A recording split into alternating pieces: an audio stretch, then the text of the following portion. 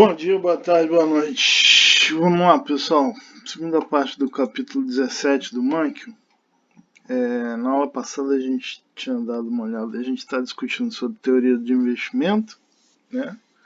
Na aula passada a gente apresentou aí o conceito do Q de Tobin, né? O que era esse conceito? Ele amarrava pra gente, ele dizia que esse Q, né? Esse que funciona aí basicamente como um preço relativo. Ele é a razão entre o valor de mercado do capital instalado, tá, e o custo de reposição desse capital. A gente viu aí que se esse Q fosse maior do que 1, né, existiria uma tendência a investir, e se o Q fosse menor do que 1, os agentes estariam precificando o custo, né, superior o valor de mercado era menor do que o custo de reposição desse capital, tá? O valor de mercado do capital seria menor do que o custo de reposição desse capital, então haveria uma queda aí, uma tendência a desinvestimento, tá? Ou queda do investimento. Essa é a ideia básica aí do Q de Tobin. E a gente vai avançar hoje com discutindo alguns pontos de vista alternativos, tá? Para nortear aí o mercado de ações. Primeira coisa, o primeiro ponto então do Manquio, né, é a pergunta: o movimento nos preços dos mercados de ações é racional? Né? Existe alguma racionalidade, né, para que o preço das ações se desenvolva dessa maneira, da maneira que o Ibov se desenvolve, por exemplo, tá? E aí ele apresenta duas teoriazinhas, tá? Uma que a gente chama, uma devido ao Eugênio Fama, tá? A hipótese de mercados eficientes, e a outra mais aí com base no que ele chama, o Manquio chama de concurso de beleza de Keynes, tá? Basicamente o que a gente tem aí são duas visões contrastantes aí, tá? Uma é essa dos mercados eficientes. Diz pra gente que o preço vai descontar tudo, então qualquer tipo de alteração aí no preço das ações, o mercado já vai ter descontado isso no preço. Então, no final das contas, qualquer alteração no valor do preço das ações seria dada alguma informação que estaria fora do conjunto de informação do mercado, e por conta disso, né, o preço das ações ia se mover de modo aleatório, com base aí, ou praticamente aleatório, tá? Com base num processo autoregressivo. A outra já é mais calcada aí na parte de teoria do prospecto, economia comportamental, tá? E a gente vai discutir essa linha de raciocínio aí em maiores detalhes, tá? Vamos seguir aqui a ideia aqui do Manquio, mas essa ideiazinha do concurso de beleza de Keynes abriu espaço aí para bastante teoria na área de finanças, tá? Bom, então vamos lá. A hipótese dos mercados eficientes. O que acontece? O preço do mercado das ações de uma empresa vai representar a avaliação completamente racional do valor da empresa, consideradas as informações atuais sobre as perspectivas de negócio da empresa. Então, por que o preço da ação iria refletir algo completamente racional, né? Alguns fundamentos para isso. Primeiro, quem é que monitora o preço das ações? são administradores profissionais de portfólio cuja missão é determinar o valor de mercado das empresas. Eles vão comprar o papel quando está baixo, quando o valor está baixo, e vão vender quando o preço está acima do valor de mercado. Tá? Então são pessoas extremamente qualificadas para desenvolver essa tarefa. Tá? Segundo, o preço da ação vai ter como base oferta e demanda. Tá? Então o preço vigente da ação é resultado de um equilíbrio entre ofertantes de papel, os vendedores, e demandantes de papel, os compradores. Então, ao preço de mercado, o número de pessoas que imaginam que a ação esteja supervalorizada vai se equilibrar exatamente com o número de pessoas que imaginam que ela esteja subvalorizada. Então, quem está comprando, você tem para aquele determinado nível de preço, sei lá, 3.000 pessoas acordaram em vender e 3.000 pessoas acordaram em comprar ações para aquele nível de preço. Então a gente precisa ter um equilíbrio para aquele nível de preço, tá? Onde, para dado P, uma determinada quantidade de ofertantes e demandantes estão casando o negócio.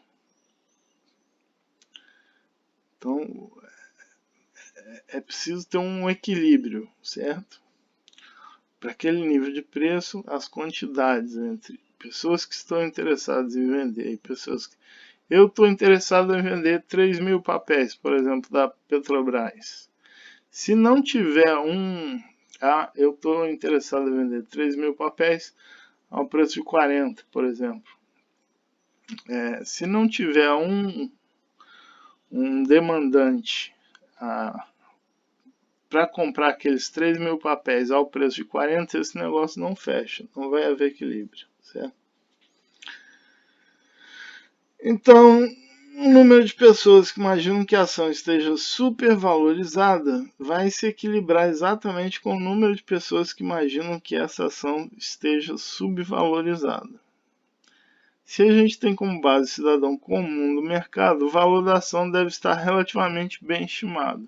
Então, aquele preço é um preço, vamos dizer assim, um preço justo. Tá? Pois bem.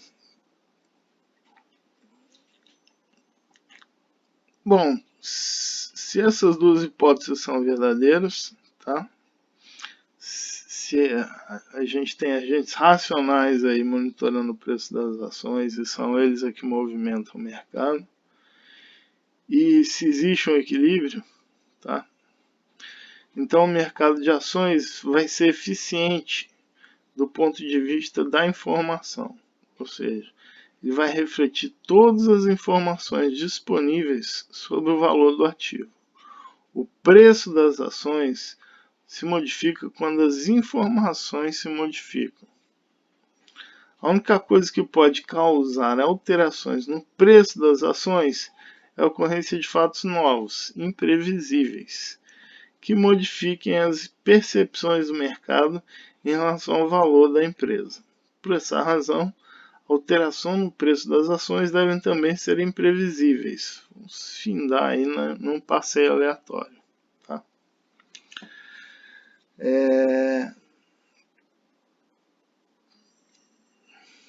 O que a teoria dos mercados eficientes diz para a gente? Então, que só o inesperado é que vai influenciar o preço dessas ações. Que o preço da ação já está precificado e só alguma coisa inesperada que vai jogar esse preço para cima ou para baixo. Tá?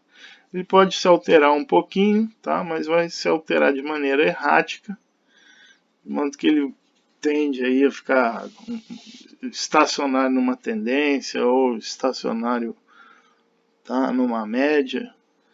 Mas o que de fato vai fazer com que o preço das ações se altere de verdade, né, cresça muito ou caia muito, vai ser de fato aí alguma notícia inusitada, ok? Evidências. Testes estatísticos corroboram que o preço das ações segue um caminho aproximadamente aleatório. Além disso, fundos indexados que compram ações de todas as empresas que fazem parte do índice da Bolsa de Valores costumam ter, um desempenho melhor do que os fundos mútuos gerenciados por administradores profissionais de fundo. Então, o primeiro aí é basicamente você testar aí um processo AR1 em cima do preço de uma ação, tá? Pode testar ele aí para média ou para uma tendência. E a segunda, e a gente vai ver que de fato existe essa tendência de conversão à média, tá? do ativo, do preço do ativo. E o outro papel aí é com relação ao desempenho dos fundos. O que acontece, né? A gente costuma ter dois tipos de fundo. Fundos indexados, por exemplo, eu vou ficar indexado no Ibovespa, então o meu fundo vai estar acompanhando o índice Bovespa. O índice Bovespa vai refletir o preço de todas as ações do índice, tá? Então,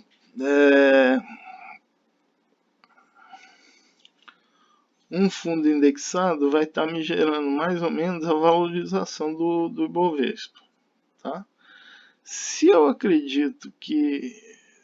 Agora, se os indivíduos, os administradores de fundos mútuos, se eles acreditam que existe uma valorização, vai haver uma valorização maior num determinado papel ou em outro, o que acontece? Em vez de eu indexar o fundo em Bovespa, eu vou atacar diretamente esses papéis. Então, a valorização, se eu sou racional, se eu sei realmente como é que funciona o mercado, sou gerente de fundo mútuo, então eu sei direitinho como é que funciona o mercado e aquela minha tomada de decisão vai me gerar um retorno maior do que um índice indexado. Isso, na verdade, não costuma acontecer. Pelo menos para os Estados Unidos aí, o que o Mankiw argumenta é que o desempenho dos fundos indexados costuma ser maior do que o dos fundos mútuos, Ou seja, isso aí é uma evidência contra a teoria a teoria ou a hipótese dos mercados eficientes, ok? Outra teoriazinha é a dessa hipótese do concurso de beleza de Keynes, tá? Alguns jornais, acho que era Inglaterra, sei lá, realizavam um concurso de beleza onde o jornal imprimia fotos de 100 mulheres e os leitores eram convidados a sugerir uma lista com as 5 mais belas. O leitor cujas escolhas mais se aproximassem do consenso entre os outros participantes ganhava um prêmio. Um participante menos experiente simplesmente escolheria 5 mulheres mais bonitas, segundo a sua avaliação pessoal. Mas a estratégia ligeiramente mais sofisticada seria tentar adivinhar as 5 mulheres que as outras pessoas considerariam as mais bonitas. Outras pessoas, no entanto, poderiam fazer a mesma coisa, tá? E no final das contas, o que ia acontecer? No final do processo, o julgamento sobre a verdadeira beleza seria menos importante para vencer a competição do que adivinhar as opiniões das outras pessoas sobre as opiniões das outras pessoas. Então, na realidade, o que acontecia? As pessoas ficavam preocupadas em avaliar a percepção das outras pessoas e de que maneira as outras pessoas estavam tentando perceber o que estava acontecendo com as escolhas das demais pessoas. E não estavam de fato preocupados com a beleza daquelas 100 mulheres apresentadas pelo jornal, ok? O que o Keynes fala, o que o Keynes argumenta é algo parecido com isso, tá? o Keynes argumentou que, uma vez que os investidores, com o passar do tempo, acabam vendendo suas ações a terceiros, eles estariam mais preocupados com a avaliação das outras pessoas em relação à empresa do que com o verdadeiro valor da empresa. Os melhores investidores no mercado de ações, na opinião de Keynes, eram aqueles que eram bons em conseguir captar a psicologia das massas. Keynes acreditava que movimentações no mercado de ações costumavam refletir surtos irracionais de otimismo e pessimismo, aos quais ele chamou de espírito animal dos investidores. Tá? Essa é a ideia básica do Keynes, que o mercado ele vai se mover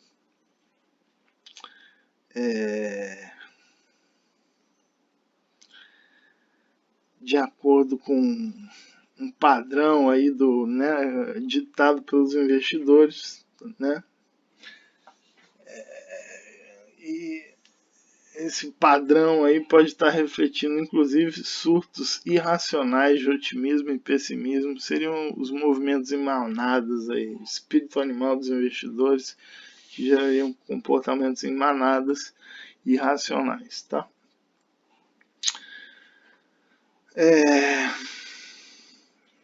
Então, uma pergunta que se faz aí no começo da nossa apresentação foi: será que esse comportamento do preço das ações é racional? Existe tanto a hipótese dos mercados eficientes quanto o concurso de beleza de Keynes para tentar explicar isso, tá? E o que é mais evidenciado aí pelos dados para cada uma dessas hipóteses, né? O primeiro diz que é extremamente racional, o segundo diz que o racional é ser irracional.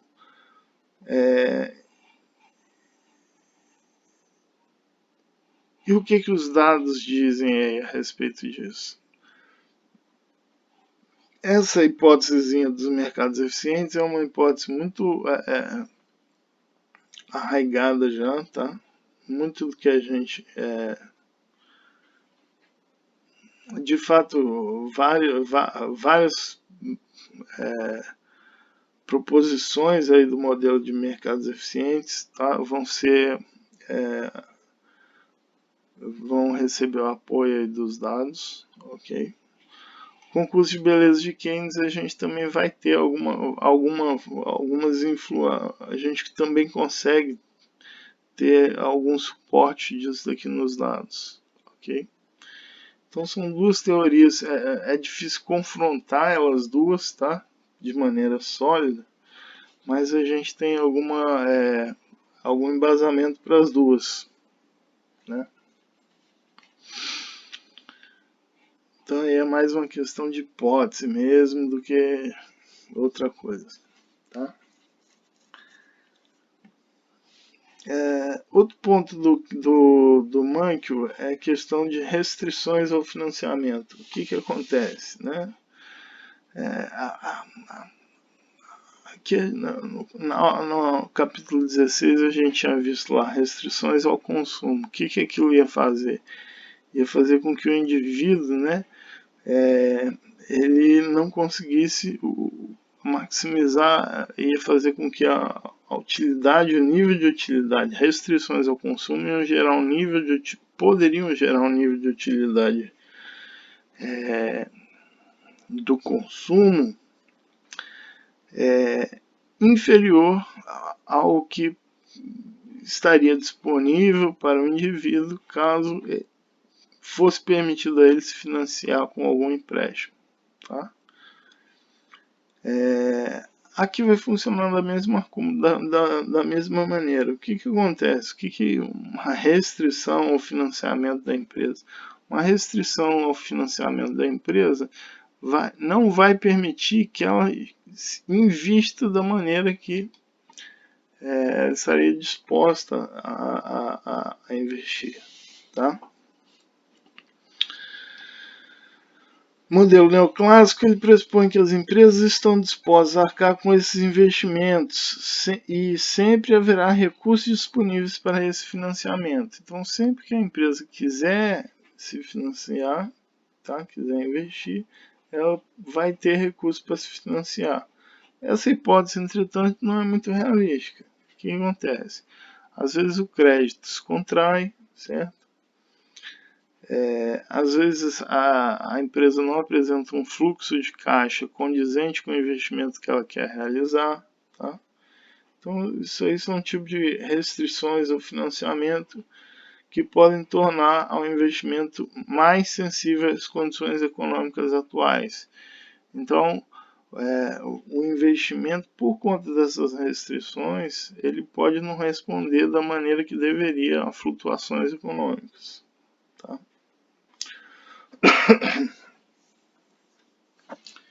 E aí o Mankiw volta para a ideia dos imóveis residenciais. Lembrando que a gente falou aqui, né, a ideia inicial do capítulo 17 era segregar aí, investimentos em investimento privado, tá? Investimento em capital privado, investimentos residenciais, investimentos em estoques. Aí a gente concluiu aí essa parte de investimento privado e agora a gente vai discutir aí mais detalhe a questão dos imóveis residenciais. É um modelinho bem simples que ele propõe aí, tá? O investimento em imóveis residenciais inclui a aquisição de um imóvel residencial novo por pessoa que planeja nele habitar e por locadores de imóveis que planejam alugá-lo a terceiro. Então, modelinho. Todos os imóveis são ocupados pelos proprietários, por hipótese, tá? Existe um estoque existente de imóveis que determina o preço de equilíbrio nesse mercado. O preço de imóveis determina o fluxo de investimento em imóveis. Então, basicamente, o que a gente vai ter? Uma curva de oferta aqui, onde o estoque de capital na forma de imóveis residenciais é o KH. Tá? Então, aqui a dotação é como se fosse a dotação de imóveis residenciais da minha economia, KH. Tá? E aqui a gente tem uma curva de demanda, aonde o preço aqui é dado pelo preço relativo dos imóveis residenciais, PH sobre P. PH que é o preço do imóvel, tá? H de household, o house, tá? Então o preço do imóvel dividido pelo nível geral de preço da economia, tá? Então preço relativo. Note que esse preço relativo aqui, ele vai me dar uma curva de oferta também, tá? Onde eu vou investir mais, tá? O fluxo de investimento residencial vai ser positivamente relacionado ao preço relativo do imóvel. Quanto maior for esse preço, o preço do imóvel, mais o empresário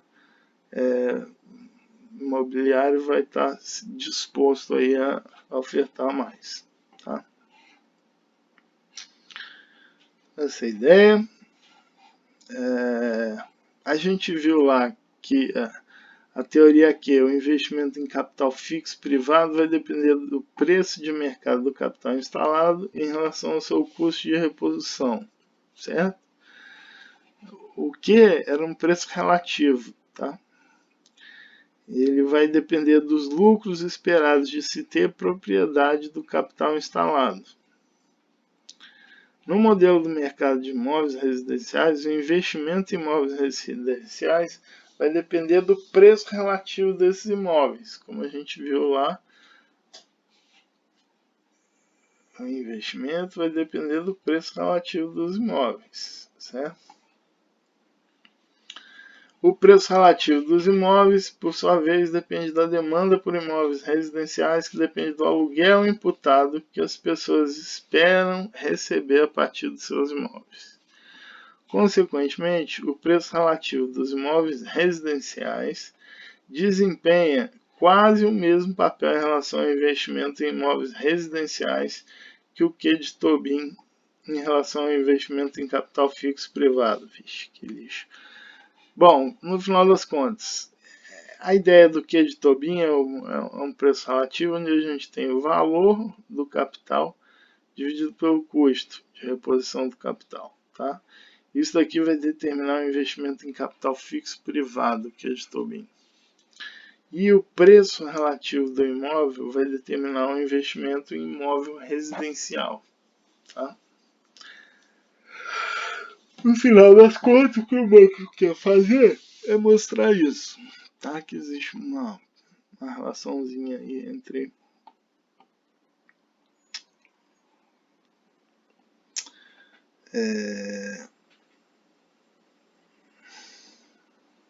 que esse camarada aqui é que vai influenciar o investimento, tá? O preço relativo.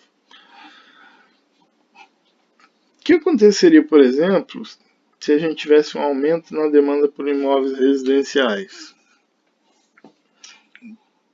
Por exemplo, atribuído a uma queda na taxa de juros. O que você ia fazer? Se aumenta uma queda na taxa de juros ia ampliar o preço relativo dos imóveis, ia deslocar seu curso de demanda para fora, certo? Ia ampliar o preço relativo dos imóveis, esse aumento no preço relativo dos imóveis ia ampliar o investimento, por sua vez ia ampliar o investimento. Tá?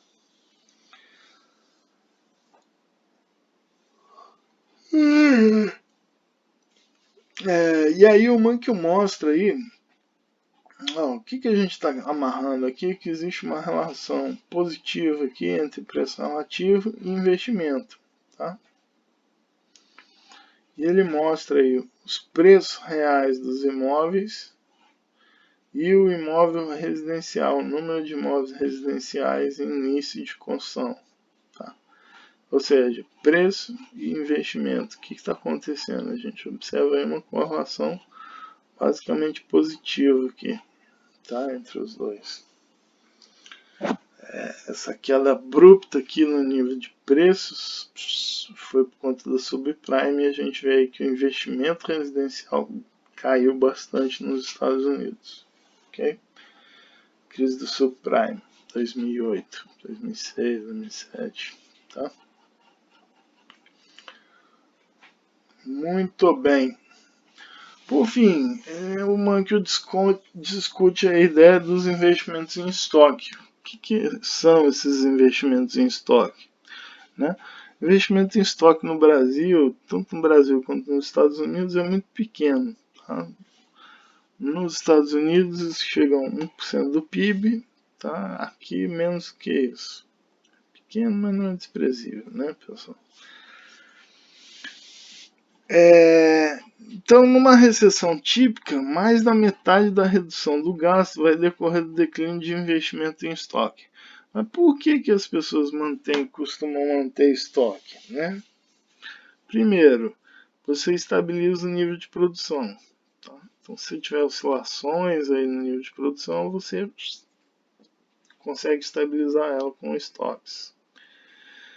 É eficiente. Tá? Os estoques eles podem ser vistos como fator de produção. Então, se eu tenho estoque ali parado, é porque eu tenho insumo para produzir. Prevenção contra a falta de estoque, né? Caso do lançamento de livros. E uma questão contábil também. O que acontece? Quando o produto está apenas parcialmente pronto, tá? Em processamento ou semi-acabado, os componentes dele são contabilizados como parte do estoque da empresa. Isso permite que os insumos sejam contabilizados como investimento e não custo, o que pode aumentar os lucros da empresa. Então, a Dell, por exemplo, tem uma fábrica lá em Campinas. O que ela faz com o computador? Ela deixa todo ele montadinho, menos o encaixe da tela com ou o encaixe da bateria, sei lá. Estou chutando aqui um exemplo. Mas deixa o equipamento todo montado, menos a tela conectada ao teclado. Pronto, um laptop. Né? E aí isso não se caracteriza como um produto, e sim um investimento em estoque. Tá? Então esse computador ele não vai entrar, por exemplo, ele já não entra como um custo para a empresa. Ele está entrando como um investimento. Então você está afrouxando esse custo da empresa. Se você pensar em diversos computadores, você está tirando o custo da empresa, mesmo que seja num período de tempo muito pequeno, você está desafogando essa empresa, maximizando o lucro, porque você está reduzindo o custo, tá? Mesmo que seja de uma maneira criativa, contabilmente criativa, tá? Pode valer a pena do ponto de vista contábil você investir em estoques. E aí o Mankiw mostra aí os investimentos em estoque, que ele quer basicamente mostrar que esse investimento em estoque vai depender da taxa de juros real, né, custo de oportunidade. Quanto maior for a taxa de juros real, menor vai ser o investimento. E do volume de crédito. Né? Se o volume de crédito for muito alto, o investimento também vai estar respondendo de maneira positiva.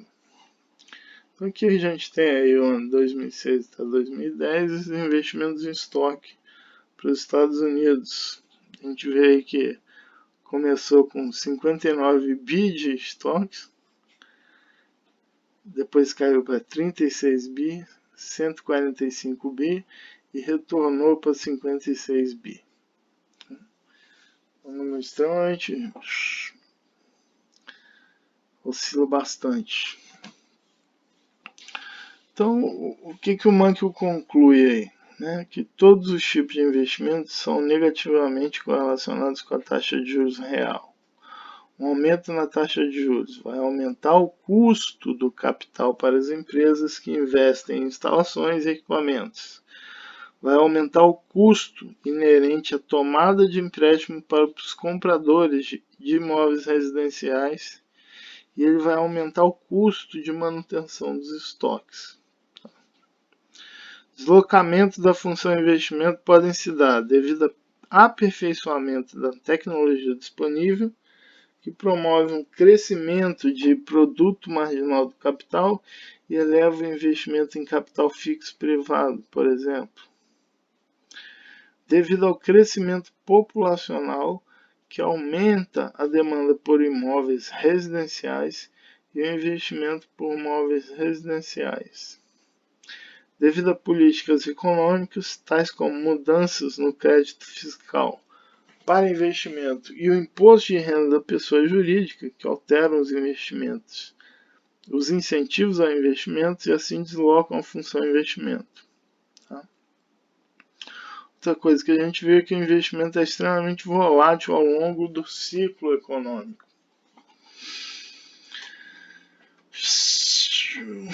O que isso quer dizer? O gasto com investimento vai depender tanto do total da produção da economia quanto da taxa de juros.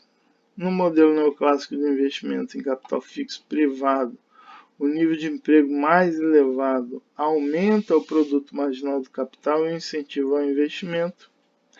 Já o nível de produção mais alto também vai estimular os crescimentos dos lucros da empresa e, assim, amenizar as restrições ao financiamento de que algumas empresas enfrentam. E, além disso, o patamar mais alto da renda aumenta a demanda por imóveis residenciais, o que, por sua vez, eleva o preço desses imóveis, assim como os investimentos em imóveis residenciais. Um patamar de produção mais elevado eleva o volume de estoques que as empresas desejam manter, estimulando o investimento em estoques. Nossos modelos indicam que um superaquecimento na atividade econômica deve estimular o investimento, enquanto uma recessão deve pressioná-lo para baixo. Isso é exatamente o que observamos. Esse é o ponto, tá? No final aí a gente tem aquele resuminho que o Mankiw sempre faz, tá? Não vou discutir aqui muito em detalhes isso com vocês, mas acho que o ponto principal aí é esse, tá? Pegar um investimento, o que ele faz?